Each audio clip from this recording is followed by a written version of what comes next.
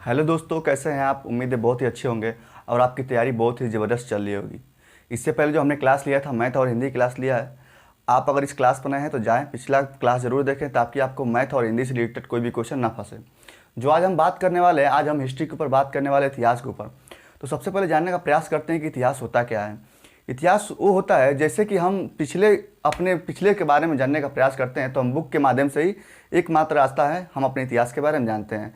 यानी जो हम पीछे बीते हुए कल को पढ़ते हैं, उसी के बारे में हम इतिहास करते हैं। चलिए हम जानते हैं जो इतिहास के पिता कहे जाते हैं। इतिहास के जो पिता कहे जाते हैं, माना जाता है कि इतिहास के पिता हेरोडोटस को कहा जाता है, क्योंकि इन्होंने एक बुक लिखा था। जैसे नोट्स हम कर रहे हैं, आप एक कॉपी पेन पे नोट्स करते रहिएगा ताकि आपका नोट्स भी तैयार होते रहे। जो इतिहास के पिता हैं, इतिहास के पिता, इतिहास के पिता जो कहे जाते हैं, हेरोडोटस कहा जाता है। इनका जो जन्म हुआ था, इनका जन्म 484 बीसी से 428 बीसी को इनकी मृत्यु हुई थी। इन्होंने एक बुक लिखा था जो कि बहुत ही पॉपुलर बुक था। इनका जो बुक था, हिस्टोरिका, इनका जो एक बुक था जो इतिहास के बारे में बहुत ही हमें गहन अध्ययन कराता है, इनका एक बुक था हिस्टोरिका। इसे आप नोट्स करते चलिएगा। बहुत से बच्चे पूछेंगे कि ये बीसी क्या होता है, इसके बारे में अभी एक्सप्लेन करूंगा, लेकिन इससे पहले आप थोड़ा इसको नोट्स करिएगा। जो इतिहास के पिता थे, उनके इतिहास के जो पिता कहे थे, हेरोडोटस कहे थे। इनका जन्म 484 बीसी यानी ईसा पूर्व और 428 ईसा पूर्व में इनकी मृत्यु हो जाती है। इनका जो एक बुक है बहुत फेमस है, हिस्टोरिका। इनके ही माध्यम से हमें इतिहास के बारे में बहुत ज़्यादा अच्छी से जानकारी प्राप्त होती है। तो हम बात करते हैं ये बीसी क्या होता है, आप थोड़ा समझिएगा। ये मान लीजिए कोई लाइन है और यहाँ पे कोई सेंटर है। अभी कौन सा साल चल रहा है? 2022। इससे पहले एक क्रांति हुआ था, 1858 क्रांति, सबको पता है 1857 क्रांति। उससे पहले आप देखेंगे, थोड़ा सा और पीछे जाएंगे तो आप देखेंगे यहाँ पर ईसा मसीह का जन्म हुआ था। थोड़ा सा और पीछे आइए, चलिए कोई दिक्कत नहीं, 1206 में दिल्ली। यहाँ तक आपको समझ में आ रहा होगा। यहाँ पे जो हो ईसा मसीह का जन्म हुआ था। ईसा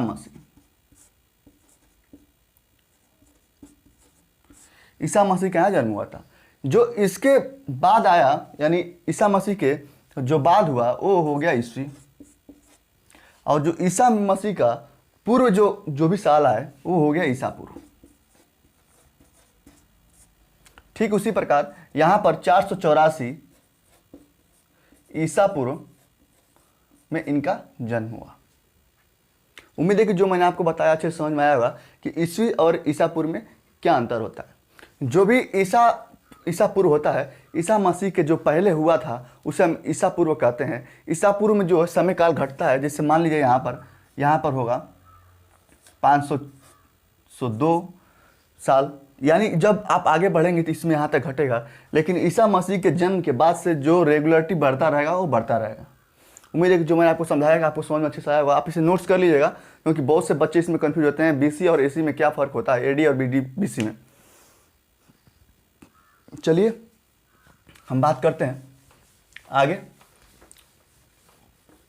इसे आप नोट्स करिएगा, उम्मीद है कि आप नोट्स कर लिए होंगे। जो इतिहास को है, इतिहास को 3 भागों में बांटा गया है। इतिहास को जो है 3 भागों में बांटा गया है। आप इसे नोट्स करते चलिएगा। पहला जो है प्रागैतिहासिक काल, प्रागैतिहासिक काल। दूसरा है आद्य ऐतिहासिक काल, आद्य ऐतिहासिक काल लिखेंगे आप। पहला जो है प्रागैतिहासिक काल, दूसरा है आद्य ऐतिहासिक काल।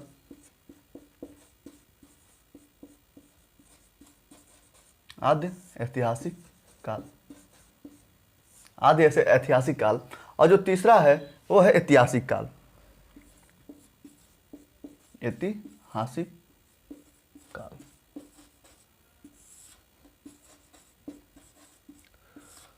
मैं जैसे आपको नोट्स करा रहा हूँ, आप बिल्कुल वैसे ही नोट्स करिए, ताकि आपको जो समझने में कोई भी दिक्कत का प्रॉब्लम ना हो। आप बिल्कुल निश्चिंत रहिए, मैं जो भी आपको पढ़ाऊँगा बिल्कुल आपको जो एग्जाम में आने वाले क्वेश्चन है मैं उसी के ऊपर सीधे डिस्कस करूँगा।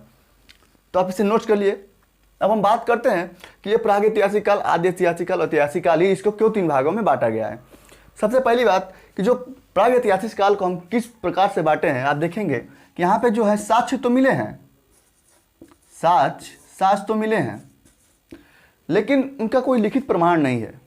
यहाँ पे जो है इसका कोई लिखित प्रमाण नहीं मिला है हमें। जैसे मान लीजिए मोहनजोदड़ो, वहाँ पे एक नर्तकी का मूर्ति मिला, लेकिन वहाँ पे कोई लिखित वस्तु हमें प्राप्त नहीं हुई जिससे हम उसे कह सकें या पढ़ सकें। यानी जो वहाँ पे साक्ष्य तो मिले हमें, लेकिन वहाँ पे हमें कोई लिखित प्रमाण नहीं मिला। लिखित प्रमाण जो हमें वहाँ पे नहीं मिला, हमें लिखित प्रमाण वहाँ पे नहीं मिला। अब बात करते हैं आदि ऐतिहासिक काल। तो यहाँ पे हमें साक्ष्य तो भी मिले हैं, साक्ष्य, जो साक्ष्य हैं वो मिले हैं, साक्ष्य हैं, और यहाँ पे लिखित प्रमाण भी मिला है। जो लिखित प्रमाण है वो मिला है, लिखित प्रमाण। लेकिन हम जब बात करते हैं कि लिखित प्रमाण को अब तक कोई पढ़ नहीं पाया है, यानी जो वहाँ पे पत्थरों पे लिखित प्रमाण हमें प्राप्त हुए हैं, लेकिन उसका जो अभी तक कोई पढ़ नहीं पाया है। और जब बात करते हैं ऐतिहासिक काल, तो यहाँ पे हमें साक्ष्य भी मिले हैं, साक्ष्य है, और जो दूसरा है वो लिखित प्रमाण भी हमें मिला है, लिखित प्रमाण भी हमें मिला है। जो साक्ष्य मिला है, जैसे मान लीजिए हमें अशोक मेहरगढ़ का जो किला है, अब देख मेहरगढ़ का जो मिला है आपको, वहाँ पे अशोक का जो हमें स्तंभ मिला उसको पढ़ा भी गया है। जैसे कि आप जानते हैं 1833 में जेम्स प्रीसेस ने उसको पढ़ा था। यानी जो ऐतिहासिक काल में हमें साक्ष्य मिले वो लिखित भी मिले और प्रमाणित भी मिले, उसको पढ़ा भी गया। तो उम्मीद है जो मैंने आपको बताया आपको समझ में आएगा और आप नोट्स तैयार कर रहे होंगे। अब हम बात करते हैं प्रागैतिहासिक काल के बारे में, इसके बारे में हम डिस्कस करेंगे। इसमें आप नोट्स कर लीजिएगा, जैसे मैं आपको नोट्स बता रहा हूँ बिल्कुल आप वैसे नोट्स करते चलिएगा।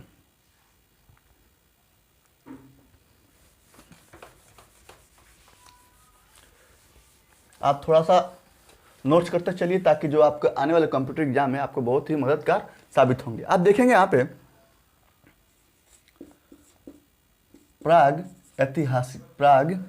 आप देखेंगे प्रागैतिहासिक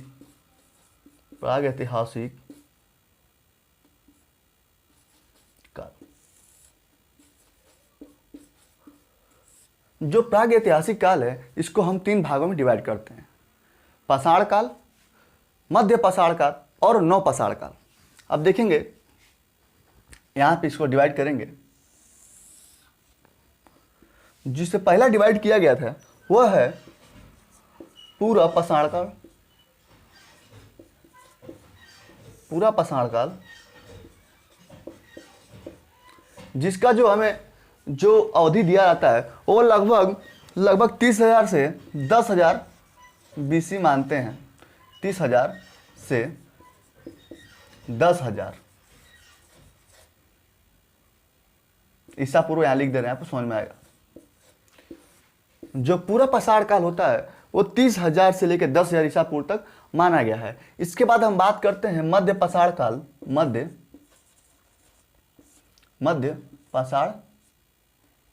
मध्य यहाँ पे थोड़ा गलती लिख दिए क्या, मध्य पाषाण ठीक, मध्य पाषाण काल, मध्य पाषाण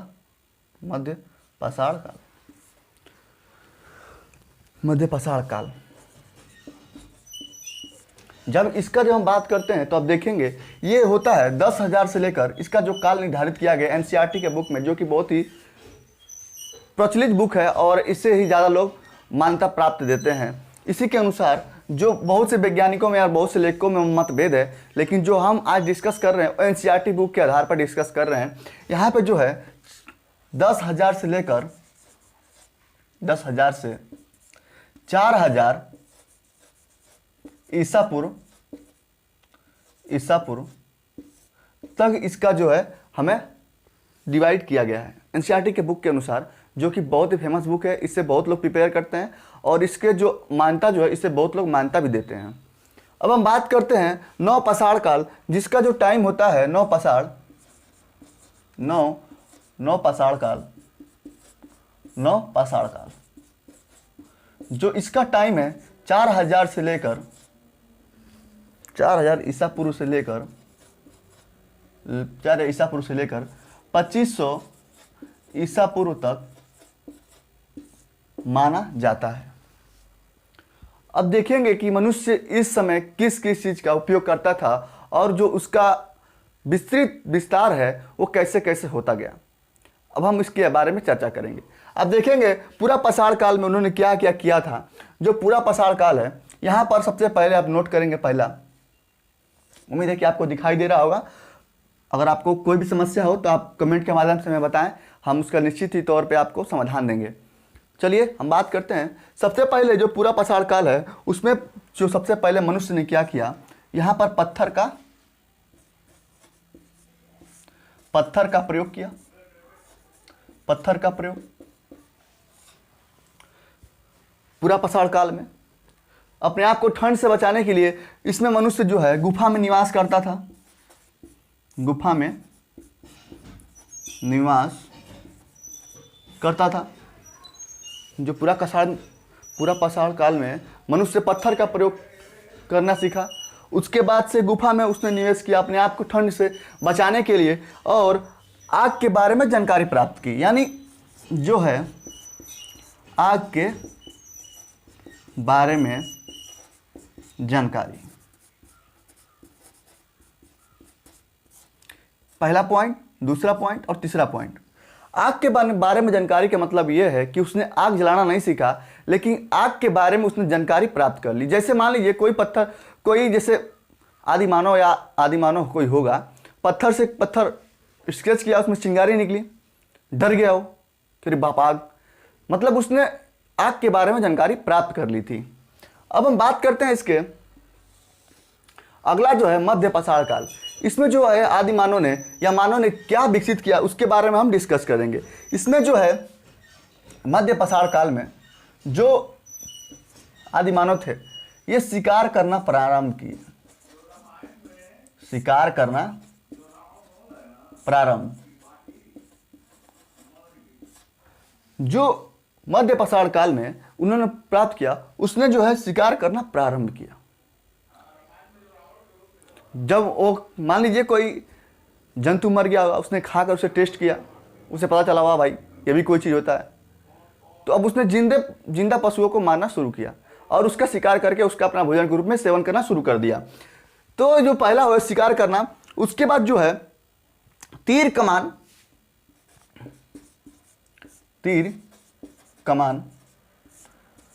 को बनाया। मध्य पाषाण काल में उसने तीर कमान को भी बना लिया। यानी जो शिकार करना शुरू किया, तीर कमान भी बनाना शुरू कर दिया। तीर कमान से मारा, सर्द गिर गया, मर गया, शिकार कर लिया, उसको पका कर, यानी जो उस शुरू में उससे कच्चा ही खाना वो प्रारंभ किए थे। उसका जब हम बात करते हैं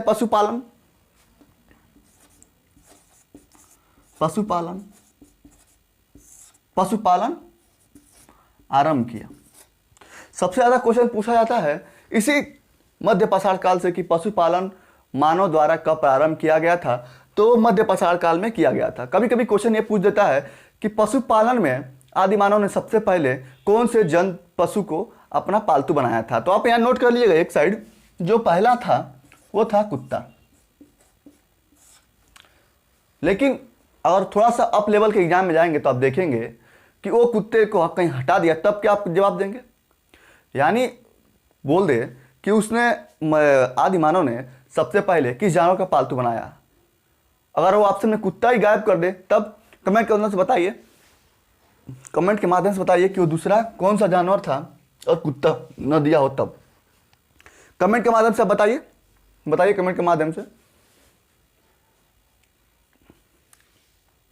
हाँ बिल्कुल सही, यानी जो दूसरा और कुत्ता ना दिया हो तो यहां पर घोड़ा, जो घोड़ा था उसको इसने पालतू बनाया था। जो दूसरा जानवर था उसको घोड़े को पालतू बनाया था। इसका जो साक्ष्य है वो हमें कुत्ते का, जो हमें मेहर यहाँ पे जो है मध्य प्रदेश से हमें इसका साक्ष्य मिलता है। जो कुत्ते का पालन के बारे में बताया गया है वो हमें मध्य प्रदेश किसके साक्ष्य मिलते हैं। और जो है घोड़े का भी यहीं से कहीं आसपास से ही साक्ष्य मिलते हैं। उम्मीद है कि मैं जो आपको बता रहा हूँ अच्छे से आपको समझ में आ रहा है। आप इसे नोट्स करते चलिए, जो कि आपके आने वाले एग्जाम में बहुत ज़्यादा महत्वपूर्ण होने वाला है। आप ही का जो नोट्स है आपको प्रिपेयर कर सकता है। अदरवाइज आप कहीं भी जाएंगे, पढ़ते रहेंगे, आपको कुछ होने वाला नहीं है। आप नोट्स बनाइए। मैं बार बार इसी पे फोर्स करता हूँ, क्योंकि जो एग्जाम से पहले का आपका प्रिपरेशन का जो टाइम मिलता है रिवाइज करने का, आपके नोट्स के ही माध्यम से वो संभव हो पाता है। उम्मीद है कि मैं आपको जो कहा आपको समझ में आया और आप नोट्स अच्छे से बना रहे होंगे। चलिए हम इसे थोड़ा मिटाकर ऊपर लिख दे रहे हैं, इस वाले पार्ट को मिटा दे रहे हैं ताकि हम नवपाषाण काल को अच्छे से लिख पाएं। तो हम बात करते हैं नवपाषाण काल के बारे में। जो यहाँ पे सबसे पहले आदिमानव ने शुरू किया नवपाषाण काल में, आप देखेंगे जो कृषि है, नवपाषाण काल में मनुष्य ने कृषि करना प्रारंभ किया। नवपाषाण काल में मनुष्य जो है कृषि करना प्रारंभ किया। कृषि में उसने सबसे पहले क्या किया? कृषि में उसने सबसे पहला जो गेहूं है, गेहूं और जौ, कृषि में उसने सबसे पहले गेहूं और जौ को उगाया। क्वेश्चन हमसे कई बार एग्जाम में पूछता है कि मनुष्य द्वारा यानी जो आदि मानव द्वारा जो है सबसे पहले किस फसल की खेती की गई थी? तो जो खेती की गई थी वो की गई थी गेहूं और जौ की। और जो इसके बारे में हमें साक्ष्य मिलता है वो जो है मेहरगढ़ से मिलता है। यहाँ लिख दे रहे हैं, साक्ष्य जो हमें मिलता है मेहरगढ़, जो वर्तमान में पाकिस्तान में है, पाकिस्तान में। उसके बाद मनुष्य धीरे धीरे पूजा करना प्रारंभ करता है। पूजा करना, मनुष्य पूजा करना प्रारंभ करता है। ये जो है नवपाषाण काल में ये घटनाएं हुई। यानी जो उसने कृषि किया सबसे पहले, उसके बाद गेहूं जौ का कृषि किया, जो इसका साक्ष्य मिला हमें मेहरगढ़ पाकिस्तान से प्राप्त हुआ। फिर उसने पूजा करना प्रारंभ किया। फिर जो है उसने हड्डियों से, मैं यहां ऊपर लिख रहा हूं इसे मिटाकर ताकि आपको कोई असुविधा न हो। यहां आप नोट करेंगे, सबसे पहले उसने कृषि करना, गेहूं और जौ की खेती की, जिसका जो हमें साक्ष्य मिलता है वो कहां से मिलता है? मेहरगढ़, यानी मेहरगढ़ से, जो वर्तमान में पाकिस्तान में है, पाकिस्तान, वहां से हमें इसका साक्ष्य मिलता है।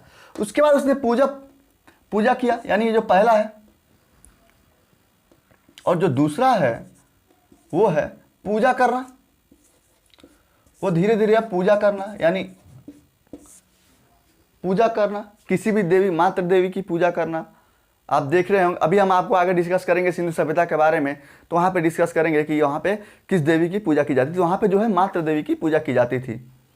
उसके बाद यहाँ पे हड्डियों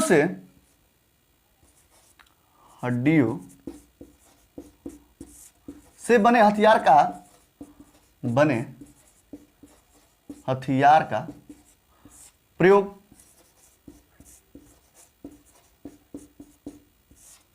नवपाषाण काल में ही मानव हड्डियों से बने हथियार का उपयोग करने लगा।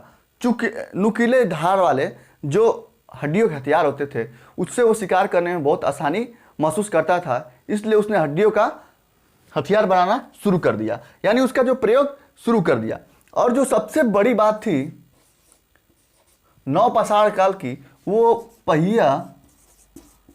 पहिए का आविष्कार।